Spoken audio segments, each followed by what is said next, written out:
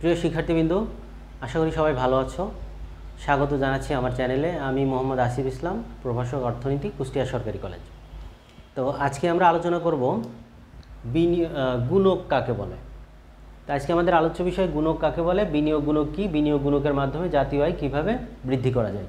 তো আলোচনা শুরু করার আগে একটা কথা বলে রাখি, যদি আমার ক্লাস ভালো লাগে এবং এই রকমভাবে অন্য কোনো টপিক যদি বুঝতে চাও, তাহলে কমেন্ট সেকশনে জানাবা যে কোন ক্লাসটা তোমার আসলে দরকার, সেটা আমি আপলোড দেব। তো তাহলে শুরু করা যাক। প্রথমে আলোচ্য বিষয় হচ্ছে গুণক কাকে বলে।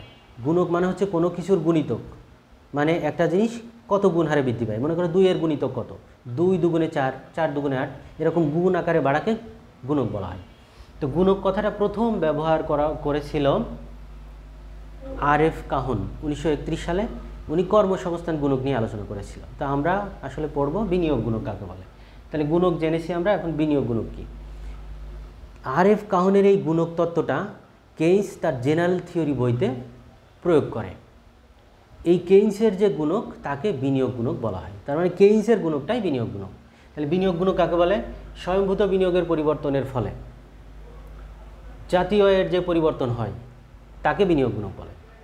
তাহলে আমরা এখানে বলতে পারি বিনিয়োগের পরিবর্তনের ফলে, স্বয়ংভূত বাদ দিতে পারি, তাহলে সেটা গ্রহণ করা যায়। কিন্তু বিনিয়োগ দুই প্রকার, স্বয়ংভূত এবং প্ররোচিত।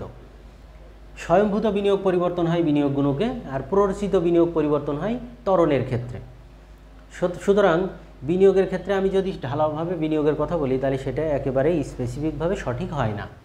তাহলে সংজ্ঞাটা আমরা শিখে গেছি। দেখো এখানে K = গুণক, জাতীয় আয়ের পরিবর্তন, এটি সূত্র, জাতীয় আয়ের পরিবর্তন বাই বিনিয়োগের পরিবর্তন। আমরা এখানে যা লিখেছি, মনে করো জাতীয় আয়ের পরিবর্তন 200 আর বিনিয়োগের পরিবর্তন 100, তাহলে গুণকের মান কত? 2। তার মানে আমি যে হারে বিনিয়োগ করি তার চেয়ে জাতীয় আয় দ্বিগুণ পরিবর্তন হয়। তো গুণকের সূত্র হচ্ছে K = 1/1 - MPC। MPC মানে প্রান্তিক ভোগ প্রবণতা। আমার যা আয় হয় তার থেকে আমি কতটুকু ভোগ করি, সেটাই হচ্ছে MPC। যেমন মনে করো MPC 0.5 মানে আমি 100 টাকা আয় করলে আমি 50% খরচ করি, তার মানে 50 টাকা আমার ভোগ আর 50 টাকা সঞ্চয়। ঠিক আছে? তাহলে এই হচ্ছে আমার বিনিয়োগের সংজ্ঞা, বিনিয়োগ গুণক। এখন আমরা দেখব বিনিয়োগ গুণকের মাধ্যমে জাতীয় আয় বৃদ্ধির প্রক্রিয়া। তো প্রথমেই তোমাদের বলে রাখি যে বিনিয়োগ বাড়ালে জাতীয় আয় এমনিই বাড়ে। মনে করো Y = C + I + G। ধরে নাও C = 100, I = 100, G = 100, তাহলে জাতীয় আয় কত? 300। এখানে যদি বিনিয়োগ 100 থেকে 200 করি, তাহলে এমনি জাতীয় আয় কত হয়ে যায়? এটা 200 হয়ে গেলে Y = তখন কত হবে? 400। তার মানে বিনিয়োগ বাড়ালে জাতীয় আয় এমনিই বাড়ে। ঠিক আছে? কিন্তু কেইন্স বলছে বিনিয়োগ যে হারে বাড়ে জাতীয় আয় তার চেয়ে বেশি হারে বাড়ে। এটা কিভাবে হয়? এবং সেই বৃদ্ধির হার এক পর্যায়ে থেমে যায়, কারণ MPCর মান 1-এর চেয়ে ছোট। এটা কিভাবে হয় এটা একটু দেখো। এটা আমাদের গাণিতিক বিশ্লেষণ, এরপরে ওইটা আমরা জ্যামিতিকভাবে দেখব। প্রথমত মনে করো আমার আয় 100 টাকা। এই 100 টাকায় আমার MPC কত? 0.5। ঠিক আছে? তার মানে 0.5 টাকা আমি ভোগ করি আর বাদ বাকি টাকা সঞ্চয় করি।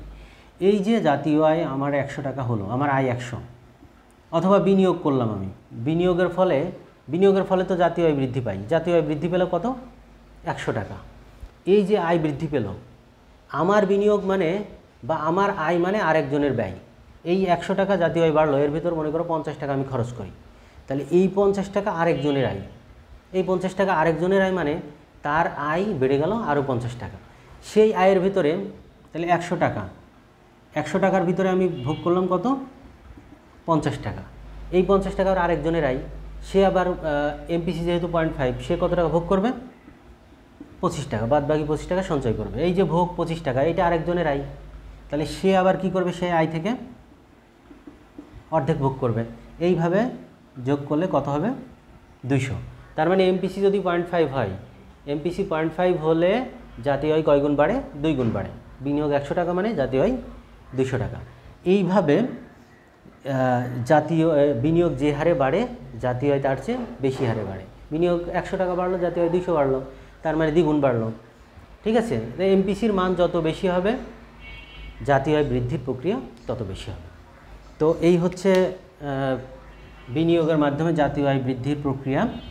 তো এখন আমরা দেখব এটার গ্রাফিক্যাল বিশ্লেষণ। দেখো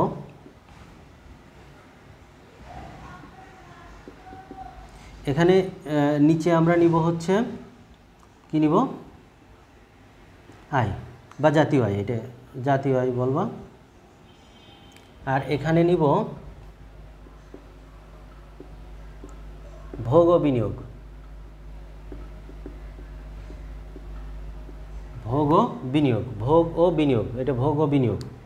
ঠিক আছে, এটা হচ্ছে 45 ডিগ্রি রেখা, বা এটা জাতীয় আয় ইকুয়াল টু এগ্রিগেট সাপ্লাই কেইন্সের। এখানে আমাদের এগ্রিগেট ডিমান্ড কার্ভ আছে C plus I, C plus I. দেখো এটা এগ্রিগেট ডিমান্ড কার্ভ বা এগ্রিগেট এক্সপেন্ডিচার কার্ভ, এখানে সেট করেছে এ বিন্দুতে। তাইলে এ বিন্দুতে aggregate demand aggregate supply set করে আমার জাতীয় আয় হলো y0। এখন এই অবস্থায় যদি আমি বিনিয়োগ বৃদ্ধি করি, বিনিয়োগ বৃদ্ধি করার ফলে জাতীয় আয় কী হবে, বেড়ে যাবে। এটা তাহলে কি C plus I plus del I, del I মানে এই যে সি প্লাস আইয়ের সাথে বিনিয়োগের পরিবর্তন হলো। এখন দেখো জাতীয় আয় কী হলো, আমার জাতীয় আয় বেড়ে গেল। তাহলে এটা y1, তাহলে এটা মনে করো সি বিন্দু, এটা ডি বিন্দু। তাহলে বিনিয়োগের পরিবর্তনের ফলে জাতীয় আয় বৃদ্ধি পেল। এখন দেখো বিনিয়োগের পরিবর্তন হয়েছে কতটুকু, এতটুকু ডেল আই, আর জাতীয় আয়ের পরিবর্তন হয়েছে কতটুকু, এতটুকু। তাহলে বিনিয়োগের পরিবর্তনের অংশটুকু ছোট, জাতীয় আয় পরিবর্তনের অংশটুকু বড়। এই জন্যই কেইস বলছে যে বিনিয়োগ যে হারে বাড়ে, এই যে এতটুকু হচ্ছে ডেল আই, জাতীয় আয় তার চেয়ে বেশি হারে বাড়ে। বিনিয়োগ যদি আরও বেশি হয় তাহলে জাতীয় আয় আরও তার চেয়ে বেশি গুণ বৃদ্ধি পাবে। ঠিক আছে, এটাই হচ্ছে গুণক প্রক্রিয়া।